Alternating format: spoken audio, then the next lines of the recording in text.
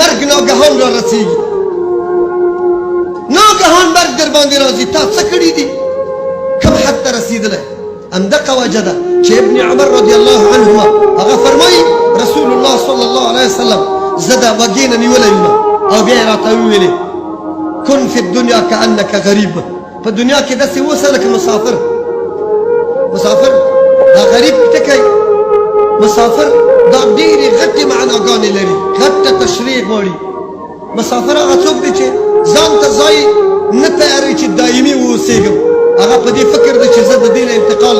منظمه ډېر خواري و زحمت نه کوي نن ورځ زمونږ تشنابونه چې کله خرچ و مصرف ته یې وګورې 15 لکه افغانۍ پرې لګېدلي د یو تشناب دپاره دا نور خو پرېږده دا خلک څه ګمان لري په کوم فکر کې دي څومره وخت به دلته اوسېږي او څه یې کړي دي د خپل مسؤلیت یې ادا کړه په همدې وطن کې په همدې مظلومه وطن کې چې د مونږ کونډې ورځ ته بېګاره سهار وځي ماخستان بېرته کور ته په ولږه ننوځي د خپل ماشومانو دپاره څه نه لري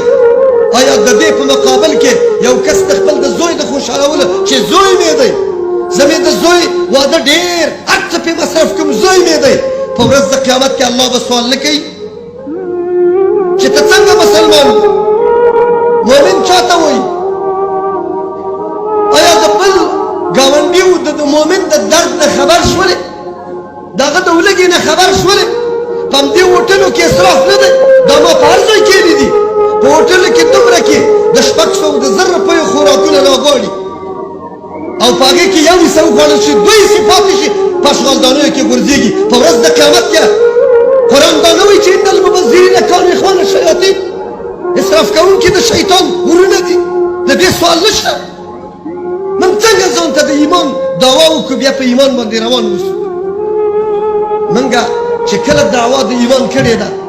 د دې ټکی ټکی به موږ پوښتنه کوو چې د پیغمبر په لاره به روان اوسو پیغمبر څنګه معامله کړې ده که واده دی که غم دی هر څه دا دنیا ده دا شپې ورځې دغسې انقلاب راځي کله سړی په راحت کې کله په زحمت کې کله مریضي کله جوړي کله خوشحالي کله غمي خو په هر حالت کې د الله په اطاعت کې اوسه د رسول الله تابعداري کوه دقه ته ایمان وایي او دقې ته مؤمن ویل کېږي دې ته ایمان نه وایي چې کله لاس مې برابر نه وي په ګناه کولو نو غلی پرهیزګار یم خو چې کله لاس مې برابر شي بیا د چا وینا هم زه نه منم په همدغه ودونو کې چې کله واده جوړېږي هغه نیک دوستان راټول شوی دا واده اسلامي ونیسه 4 دانې د شیطان مدیران راټول شي هغه ورته وایي چې نه دا یو ورځې خوشحالي ده دا داسې که دا داسې که خبر نه یې چې هغه د شیطان او د ابلیس مدیران دي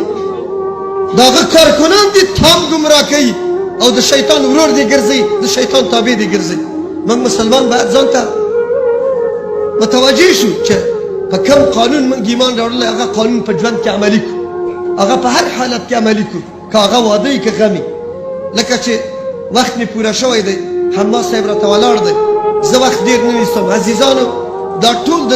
موږ تاسې ژوندونه د الله امتحان دی الله موږ امتحانوي کومه مسیره او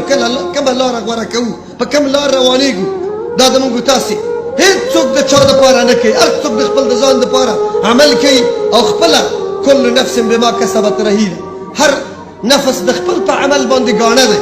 خو یو انسان کوشش د دې کوي چې زه د الله بندګي د خپل په ژوند کې ښکاره کړم د پیغمبر تابعداري د ما په ژوند کې ښکاره شي او د الله ښکارېږي لکه دغسې چې انشاء الله اوس د ډېرو مسلمانانو ورونو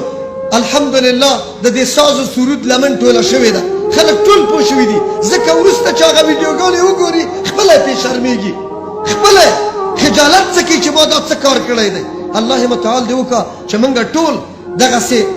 د اسلام حکم ته تسلیم شو